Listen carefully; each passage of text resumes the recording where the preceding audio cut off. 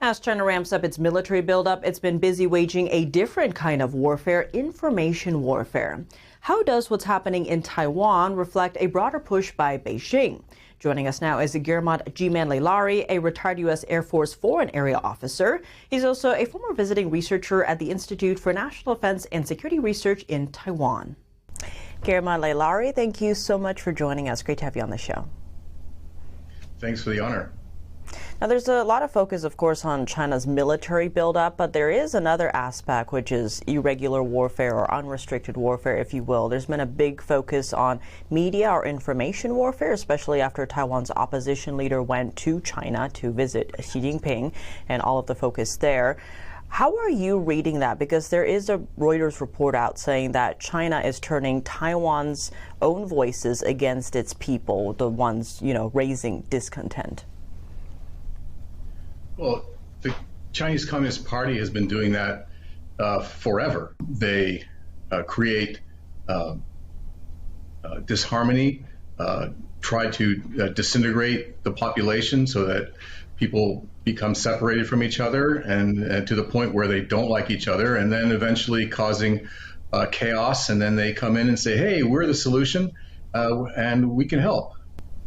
I want to get to the broader implications first. Here inside Taiwan, though, how is China doing that? There's a lot of focus on TikTok in the West or Douyin in China. Is it just that platform? Is it other platforms? Where is this being seen? TikTok is a critical tool for shaping narratives. One of the things about TikTok is you can tune it to do what you want. In China, they try to make people more smart by having more, let's say, intelligent discussions, or try to promote the Chinese culture and Chinese tradition and Chinese history, focusing, of course, on the distorted view of the Communist Party as being the savior of the Chinese people. But in Taiwan, they use TikTok, Douyin, and they also use Twitter, Facebook, Instagram, YouTube, and they use these systems both with people and with automated bots that promote a series of topics. One narrative that they promote here is, if you believe in independence, that means war. And if you submit to China, the Communist Party of China, that means peace. I mean, that's part of the thing that happened with the KMT leader going to China, right? She submitted, she kowtowed to Xi Jinping, and so she's saying, oh, I'm here to make peace. Another topic that they try to promote is that the United States is an unreliable ally. And that's part of the American skepticism. Another thing they try to do is sort of the panda hug aspect, where we are one family, or we're only divided by politics and politicians, and we should all be one, kind of thing. And then another topic that they point to is economic prosperity only can be done through China, and no one else can provide this prosperity, which, of course, nowadays is not necessarily true. Especially as their economy collapses. And speaking of China's long arm, or Beijing's long arm, if you will, there is rising awareness or growing awareness of transnational repression, especially here in America and various states. I'm here in New York. There's a lot of focus on the police station, the Chinese police station above a noodle shop in the heart of Manhattan, and United Front organizations and the influence of that, whether that's CSSAs and student communities on college campuses, or, backing different politicians, not letting certain people run for office, all of that.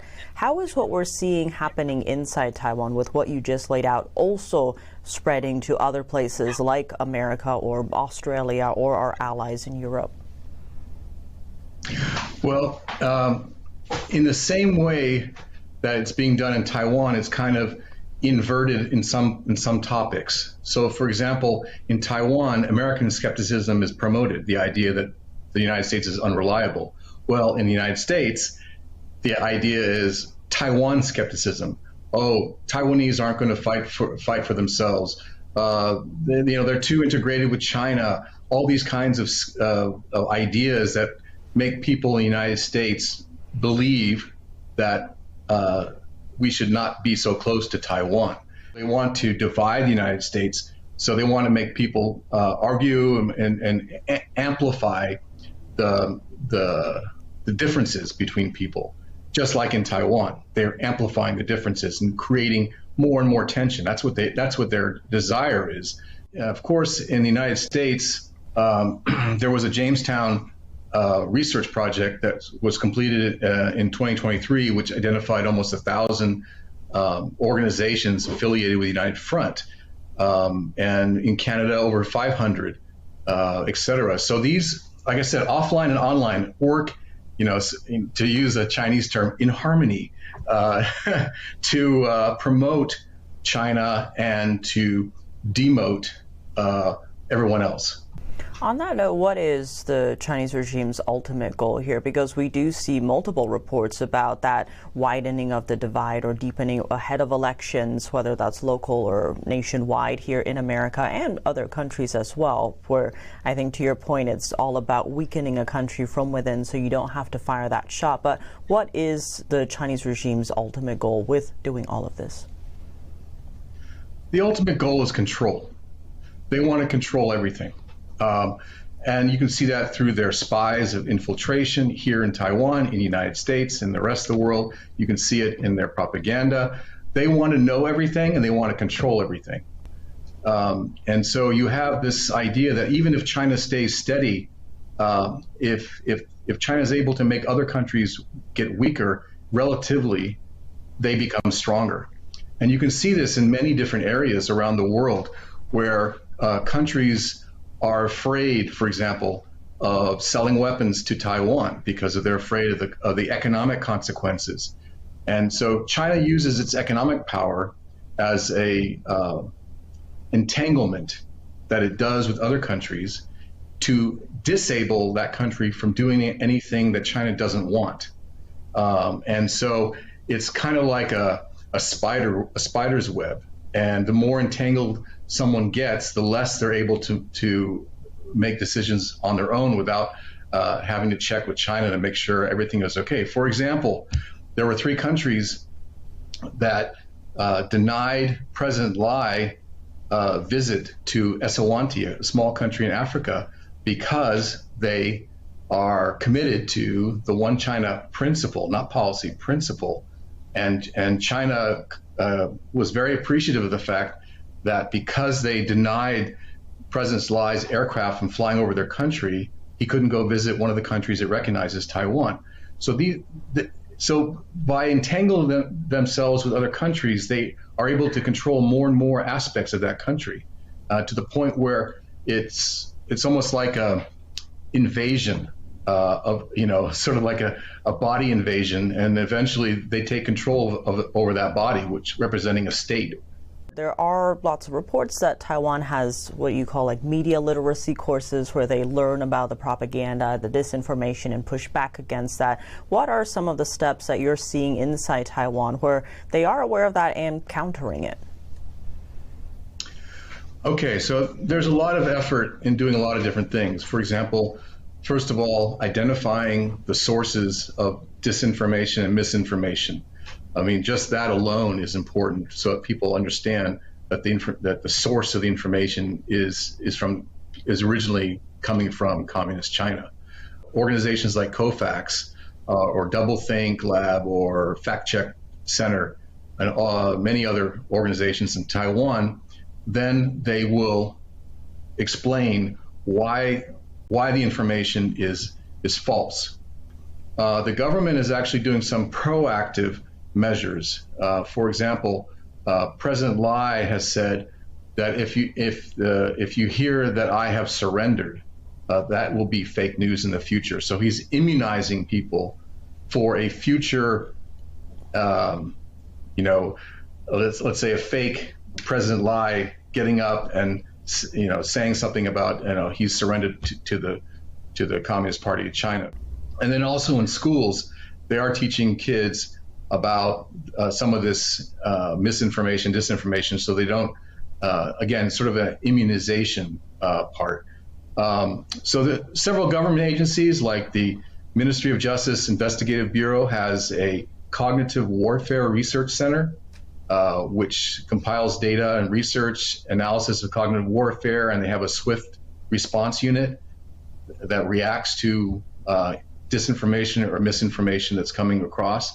The National Security Bureau came out early this year with sort of like an analysis of what China has been promoting last year, their narratives and their methods. And then, of course, the Ministry of Foreign Affairs constantly is fighting back against China's propaganda. So that's kind of like the overview of what's happening in Taiwan. To your last point there, do you also see perhaps, I know in the Cold War there was a positive propaganda office where the U.S. was showing why the U.S. was a good place to live to the world. Do you see elements of that coming back? Yes. The Department of State has the Global Engagement Center, which has that mission. I mean, it used to be done by the USIA before it was dismantled. That mission needs to be invigorated. But it's not just the positive part. But, you know, we need to counter in a way that really affects their decision-making process. It's not just information, you know, oh, we're better than they are, or they are better than we, you know, that only goes so far. The PLA Navy has ships surrounding Taiwan pretty much 24/7, and they're just sort of moving around Taiwan sort of like in a shark-like movement, predatory. But some of those ships don't move very far, and one speculation is that the ships, these Navy ships, have anti-aircraft capabilities. And so some people think that there's actually a concern by the PLA that there could be some PLA Air Force pilots who would consider defecting. And so these ships are not just to surround Taiwan, but to prevent PLA Air Force pilots from taking their plane and defecting to Taiwan or Japan or any country. So that's the kind of thing that we need to get. We need to, you know, not just saying, you know, everything is good in the United States, kumbaya. We need to start affecting their thinking and revealing the truth, but in a way that really, in my mind, upsets them, because they're attacking us in the mind space, in the cognitive arena, and we're not doing enough to protect ourselves. Another thing that we could do is, let's say, you know, make an alliance of countries to help each other be more proactive. Well, Guillermo Leilari, thank you so much for your time. Thanks for the opportunity.